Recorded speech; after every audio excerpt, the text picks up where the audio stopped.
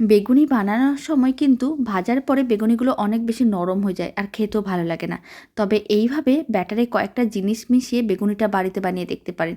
অনেক বেশি মুচমুচে হবে আর ঠান্ডা হলেও একই রকমই মুচমুচে থাকবে। প্রথমে বেগুনটাকে ঠিক এরকমই স্লাইস করে কেটে নিয়েছিলাম। এবার বেশ কিছুটা পরিমাণ জল দিয়ে ভালো করে ধুয়ে নিতে হবে। তারপর অল্প করে লবণ দিয়ে ভালো করে মিশিয়ে এইভাবে জলে ভিজিয়ে রেখে দিতে হবে। এদিকে নিতে হবে বেসন 1 কাপ আর দিতে হবে 50 গ্রাম চালের গুঁড়ো, 50 গ্রামের মতন দিয়ে দিলাম কর্নফ্লাওয়ার, অল্প করে একটু লবণ দিতে হবে আর দিতে হবে অল্প করে একটু চিনি। এবার অল্প করে দিয়ে দিলাম হলুদ গুঁড়ো, লঙ্কার গুঁড়ো আর আমি দিয়ে দিলাম অল্প একটু কালো জিরে। এতে স্বাদ ও গন্ধ খুবই ভালো আসে। আর বেশ কিছুটা পরিমাণ জল দিতে হবে। খুব ভালো করে মিশিয়ে মিশ্রণটাকে 4-5 মিনিট ভালো করে ফেটিয়ে নিতে হবে।